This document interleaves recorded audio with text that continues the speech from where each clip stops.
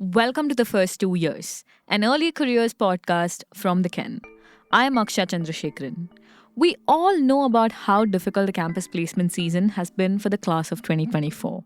It's like you work so hard, you take so much time to get into a reputed institution that you were dreaming about. And then when you're there, you suddenly realize that even here, jobs are not guaranteed. And then the panic sets in. It makes you wonder what you could have done differently, or what more you could have done to stand out in such a competitive market and get a foot in the door. Well, this week's listener found himself in exactly that kind of a predicament. Currently, I'm working as an associate at a data analytics and insights company. That's Abhishek Kabi. He recently graduated from IIT Kharagpur and got through a difficult placement season and somehow managed to get a job that he likes.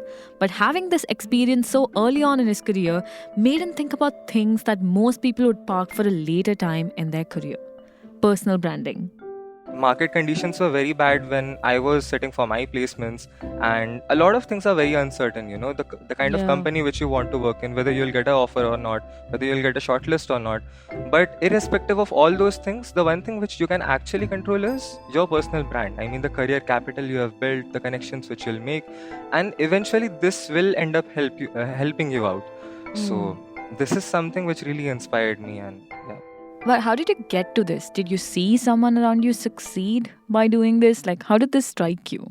We had an alum meet in our college, and we had this alumni. So he came and we were talking, and he explained to us his journey about how he graduated from IIT KGP, and I think during his time he did not get a very good placement. Like how we perceive IIT placements in the world. So his Mm-hmm. placement was not really good.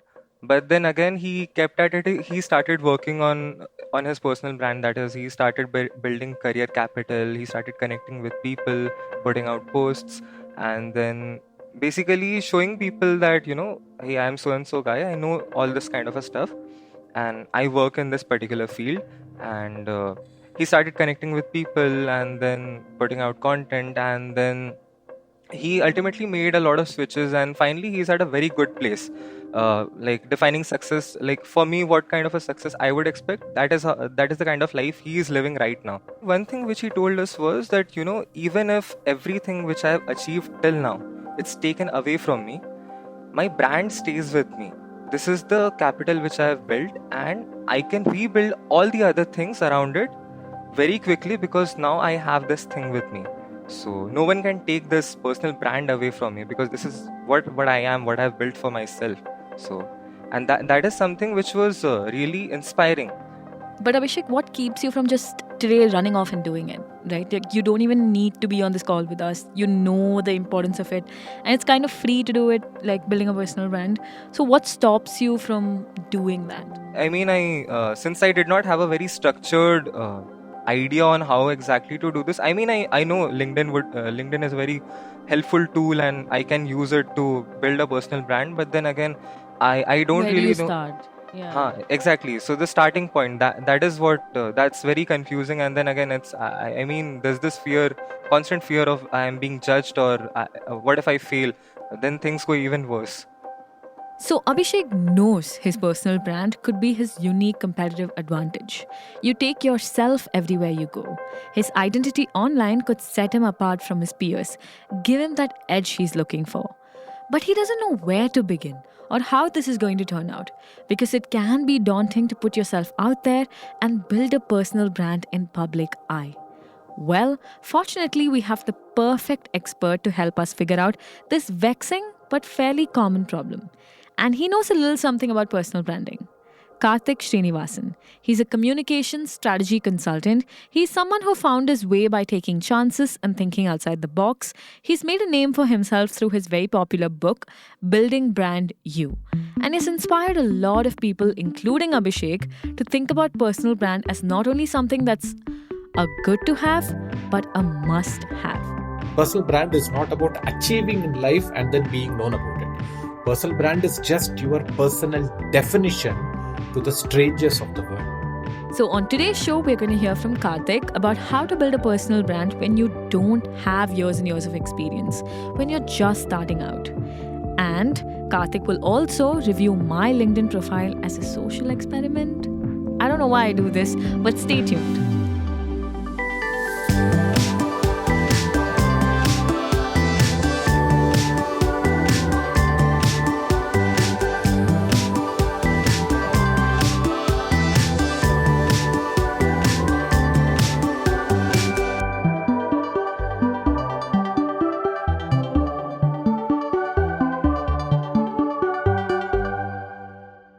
Karthik, when a listener wrote in, his name is Abhishek, and he was asking me about how to craft a personal brand as someone who's 1 month into his first job, right?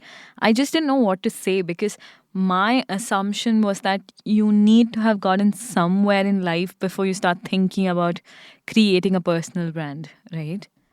Yep. So one, it's not true at all. Personal brand is not about achieving in life and then being known about it. Personal brand is just your personal definition to the strangers of the world. Strangers, when they actually notice you, when they name search you for whatever reason on Google, or when they're going to meet you at a Starbucks for an interview or something, they would obviously name search you saying, who the hell am I meeting? I'll name search this person. And LinkedIn comes first, maybe Twitter, maybe Insta, and etc. When they see those profiles, it's on demand personal brand, not just personal brand for the sake. They are wanting to know more about you. Yep. If they go to LinkedIn and they see a CV like profile saying, I studied here, I interned here, that's about it. There is nothing else about me. If they see a CV, they have nothing to hold on to saying, you studied in this kind of colleges, you interned with this 3 company. That's where it stops. There is nothing to hold It's like on an to. online resume. Exactly. I mean, with that resume, I don't think I know you at all. But it can be a lot more powerful if you just think through it. But Abhishek has a lot of things going for him already. Even if it's just an online CV, the CV is pretty impressive. Normally, an IIT graduate who has graduated from one of the top 10 IITs would simply bank on having graduated from an IIT. That would be their whole personal brand. Besides, he has a lot of internships, some impressive projects. It's a pretty impressive profile. But why has that stopped being enough? I asked Abhishek. Yes, I definitely agree with this. I mean, you very rightly mentioned we have thousands of people, and all of them have cleared JEE Advanced, so all of them are more or less on the same level, sort of based on skill sets or their knowledge. Yeah. So how do you have that? Like, how do you make yourself different from the entire crowd? And I think and how do you make people like basically the employers or anyone in the industry know that there's this guy who exists? Basically, increase your visibility and stand out from the crowd. And I think personal branding helps a lot there. I mean, I've seen some examples, and that has definitely motivated me to think about it. Personal branding gives you that edge, something extra that could get you a foot in the door. But where do you start? How do you do it when you don't have years of experience? If you, as a 19-year-old, and you are, say, very interested in, say, product marketing, for instance, I mean, software product marketing, because you're in Bangalore, it's a happening space, etc., and you have zero experience in software product marketing. Fair enough, you're just 19, you're studying, you're probably going to do an MBA later. So you have zero experience. Yeah. How can you showcase your interest in software product marketing? Correct. There is a way. You can show an interest because software product marketing hits the news every single day. Yeah. All you need to do is showcase your interest by picking one piece of news saying Zomato was trying to market this particular feature in their software in this way. I found it really interesting. You don't need to say, I think this is wrong or right. Just need to say, I found it interesting. If you keep doing once every week like this, and when you go for an interview, that hiring manager would have seen your LinkedIn profile. Every single week, you're talking about software product marketing from news. It won't get you the job, but it'll at least get you into the room. And they would think of you slightly differently because nobody else in the room has showcased 1 year worth of interest in software product marketing except you. Even as you were speaking, right, I thought you were going to say, like, share your take on it. And I thought to myself, oh no, isn't LinkedIn already saturated with a lot of influencers and their opinions and stuff, right? If you have an opinion, please share it, but please research that opinion well because you don't have the adequate experience to have an opinion yet because you're just 19. But you can just show curiosity. Curiosity is also a brand. I have a more foundational question. Is personal brand just a fancy word for like reputation? It's what they used to call it before, and now it's just a yassified word for reputation. Because reputation is something that is built over the years and it's by default. We never thought about it as something that you can have a say or control over, right? Correct. Correct. You actually craft your own reputation. So earlier, you do something or you achieve something, and that becomes your reputation. Similarly, you can actually carve reputation for anything and everything in your life. I give an analogy usually of the 100 window house. If you live in a house with 100 windows and you keep all 100 windows open, the entire world outside can see you moving from all 100 windows. You will have zero privacy. It will be like the Truman Show, basically. But if you choose to close 95 windows and choose only 5 windows to open, strategically select which windows to open, only when you move from those 5 windows would the strangers outside be able to know, okay, this person is interested in this, interested in this, interested in that kind of stuff. So personal branding is nothing but you selecting which windows to your life do you want to open to the world of strangers, and do it consistently over a period of time. That's your reputation, that's your brand. So, a good starting point would be to sort of try and figure out what windows you want to keep open. The number one thing is define. And this is just brand building 101. Sit and try to define your personal brand, which is simply what are the contours of your life, whether it's professional interest or personal interest, that you want absolute strangers to remember about you. I went back to Abhishek and relayed some of my insights, highlighting parts of your resume that you want people to know and remember you by, and then consciously crafting your reputation. Based on what I just told you, right? Like, is there something that you want to be known for? Like, if you had to reflect on your resume and everything that you've done so far, like, what would you say you want to be known for, Abhishek? So basically, I'm interested in the field of sustainability. So I wanted to work in this field. So I made a Word document which contained all the people in India who are working in this field. Like a lot of people in India who are working in this field, basically startup founders, investors. And I also had a list of companies which are basically startups which are working in this field right now. And so I wanted to connect with them and talk to them about this. And then because I eventually want to get into this space, and so I made a Word document about around it, and I even planned a startup, a podcast basically, where I call in founders and they'll talk about their experience of their startup, and then and basically they can guide college students on how they can get into this space and work in this. So I had planned it all out in a Word document, but then again when it came to execution, I mean I was sort of afraid, if even if I try to start a startup and call experts of that field, so why will they come as guests to my podcast, because I've hardly uh, worked on actual problems in the field of sustainability. I mean, I did some projects in college. This to me is kind of sounding like the perfectionist problem, right? You want to make a personal brand and you want to do that by straight up starting a podcast. And like, of course, you're finding trouble in identifying guests and so on, right? You've made it up like this is something I've been thinking about for so long, and it's become such a really big thing in your head and you don't know where to start now, right? And I was talking to Karthik, who's an expert in this, and he was like talking to me about how starting small would be helpful. And he simply said, just start by sharing your interest in this field, like just making it known. For example, you're talking about making a podcast, right? You could start by simply saying that, hey, I listened to this podcast and I liked it. This is what I think was like great about this podcast or whatever, right?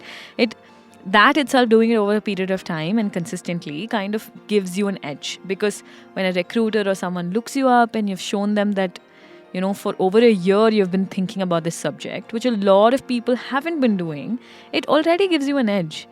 So when we think about personal brand, we think about the most perfect personal brand that there is, like having a podcast to your name and such like big thing. And I make a podcast and I know it's difficult, right? So how about just starting by revealing that you're interested in this field? I think like this was pretty helpful. I mean, this idea of, because I do realize then putting out content and letting people know that I'm interested would actually be very helpful instead of just saying that I'm interested. So I mean, I'll definitely try to incorporate this. Yeah, show don't tell. Coming up, Karthik reviews, or should I say roasts, my LinkedIn profile. Bangalore, the city of great weather, great dosas, VC money, and great tech talent. Look, I've studied, worked, and lived in Bangalore for a long time, so this might sound a little biased. But this has been the Bangalore narrative for the longest time. Want to build a startup? Bangalore, the Silicon Valley of India, is the place for you. But here's the thing, this narrative has now slowly become a bubble. The Bangalore Bubble. Even though more and more startups here believe they're doing great work, if you zoom out a little and look at the list of most startups that have gone public, for instance, these are companies like Zomato, Paytm, Make My Trip, InfoEdge. They all have one thing in common. They're all built out of Delhi. It seems like Bangalore wants to build startups, but Delhi wants to build businesses. And at a time when funding, investors, customers are all limited, and Bangalore companies like Swiggy, Ola Electric, and Flipkart are set to go public, this isn't just anecdotes or theories. It's a competition. Where you build will determine your future. And it seems like only one of these cities will eventually win. This is the tug of war that I, Praveen Gopalkrishnan, and my co-host Rohin Dharmakumar talk about in the latest episode of 2x2, a weekly premium business podcast from the Ken's newsroom. If you're a premium subscriber of the Ken, you can listen to the full episode on our app. But if not, no worries. We have a free version of this episode wherever you get your podcast. Thank you, and back to your show now. As a freelancer, right, personally for you, Karthik, a personal brand is everything, right? Like people must be discovering you and reaching out to you because of that. All the time. Oh. All the time. In fact, I tell this to freelancers and individual independent consultants. Your next job won't come from people you already know. Your next job is more likely to come from people you have no clue existed, but they think they know you. There is actually a theory called the Dunbar Number. Okay. So, I mean, like Robin Dunbar was a UK-based scientist or a sociologist, one of them, I forgot who, but it's actually a very famous number called Dunbar Number. He said that as humans, based on our mental capacity, brain capacity, we can only form meaningful relationships and remember 150 people. Beyond 150, our brains don't work as actively. We just don't remember who they are. 150 is a very large number. These days with a phone, we don't even need that. Yeah. Just 150. But the total number of people that can know us can be in millions, hundreds, millions, thousands kind of stuff. So you have that opportunity to do that. So if you are an independent consultant, that 150 can't be the only ones providing you opportunities again and again and again. It has to come from sources outside the 150. So you need to build yourself a brand. It comes to me very, very often. Most of the people who come to me and saying, would you be interested in working with me, doing this and etc., I have no clue they exist. Have you ever been surprised by how somebody found you? Like how far-reaching the impact of a personal brand is? I did a very large client work for a very large company. I worked with about 10, 15 of their leaders for personal branding. Everything went really well. And the CEO, I actually met her after the last session is over, went for dinner and we met her. And she asked me, do you know how I got to you in the first place? So I thought, your HR head would have seen me on LinkedIn, or your learning and development head would have seen me. She said, those didn't happen at all. Those happened later. The first thing that happened, the first touch point was my 16-year-old daughter follows you on Instagram for your gardening related posts. Not for anything else. Gardening. You just posted random gardening stuff. She follows you because she is partly interested in gardening. And at the time, she also happened to see you talking about personal branding as a topic occasionally, probably once or twice a month on Instagram. She asked me over dinner one day, Mama, what is this personal brand? I said, where did you hear it? She said, I saw it on a post from a guy named Karthik on Instagram. I follow for gardening. She got curious and then she told her HR head and saying, just explore this topic. What is this? That's where it came from. So 16-year-old school-going kid was able to point the finger at me for an interest she is not even interested in because for a casual curiosity. That's how your next job will come as an independent consultant. There's a saying, right? It's not about what you know, it's about who you know. I think in the personal branding world, it's not even about who you know, it's about people who think they know you. Exactly. Whoever thinks and assumes they know you from the 5 windows you selected. That's all. So we are getting towards the end here. Right. And this has actually been such a great, wide ranging conversation. And I'm really excited that what started off as sort of a simple question, like how do I build a personal brand, has bloomed into something that really is about a larger thing. Like how do you craft your reputation? And I'm wondering if we can do something like a social experiment to finish it off. I want to kind of share my screen and show you my LinkedIn profile, right, Karthik? And I want you to review it. And I am someone who has never thought about a personal brand, but I am a journalist, so I do like storytelling. I use LinkedIn and all other platforms to promote my stories and stuff, but it's all unconscious effort. Like, I've never learned this thing. So I want you to maybe review my profile and maybe we can hash out some of the common mistakes, because I think I could be a great stand in for a lot of listeners who are sort of going about it like me. Perfectly fine. I'm Absolutely. just. In fact, I actually work on such things with very senior leaders. Oh, So is let me it? give you very Okay. practical tips. This is starting point itself is very good. So one, Okay. there is a cover picture that you have. It's a huge cover picture. So think about what the cover picture conveys about you, the individual. Right now, Yeah. there is a nice eye-catchy cover picture, but it doesn't convey anything about you. I guess it says I like trees, coconut trees. Yeah. Which is a It very doesn't broad mean statement. anything. I mean, Yeah. who doesn't like trees here? We have to live with them. There's no other option. Everybody likes trees. No big deal. But imagine how much more powerful it can be if it can convey something specific about you. For instance, if you put the covers of the last 5 books you read. Yeah, maybe I could have put my podcast cover art now that I think about it. But cover picture is number 2. Because most people don't come to your profile and see your profile. Yeah, They that's stumble true. upon your post Yeah. in their timeline. Yeah. On the timeline, all they see is your DP, Yeah. your name, and Yeah. what comes under the name, which is a bio. Yeah. Yeah. That bio, most people have the default designation company name. I am most people, I think. For the listeners, even my bio just has podcast host at the Ken, which is as basic as it can get. Correct. Which is a Yeah, default. Which Which is is the a complete default. default. And in fact, Yeah. it'll be worst if somebody from Infosys does it, product manager Infosys, or Yeah. software developer Infosys. There'll be millions of software developers Infosys. How do you stand out? Right. I see a lot of like building X, building Y, and if they're a student, they're like incoming X, outgoing Y, and all of that. But it can be a lot more. It Yeah. need not stop at designation company name because you have 240 characters. Yeah. You don't yeah. have only 10 characters or 15 characters. You have 240 characters. So you can actually put a lot more. Designation, bio, plus couple of your interested in, etc., passionate about, daily runner or weekly cycler, anything at all, anything. Then if you scroll down, there are like weekly posts where I'm promoting my episode. That's a starting point. Of course, then there is an about, and then most importantly, there is an ongoing posting on Yeah. LinkedIn. Yeah. Which you have done a good job because you're posting every single work I'm that you actually posting- put out basically. yeah, You do correct. that. That's Yeah. perfectly fine. That Yeah. works. Okay. I think I definitely have to work on my bio, change my cover picture for sure, like no more coconut trees, and maybe include an about section. But then this makes me wonder, personal branding is all about social media, isn't it? It doesn't extend so much to the offline world. It does, Okay. of course. So, for instance, if you go to industry events, if you go to inter-college fests and etc., where you meet a lot of strangers, Yeah. every single place is actually a potential for personal branding. It's just that it's not as scalable as online, because online, the number and kind of strangers who could come in contact with you without you being in contact with them, it's one way actually. It's asynchronous. They are looking for you, they stumble upon you, they found you, blah blah, etc. Is in millions. Offline, a college fest, maximum say about 1,000, 3,000, 5,000 people. That's what. This was very useful, Karthik. Thank you so much.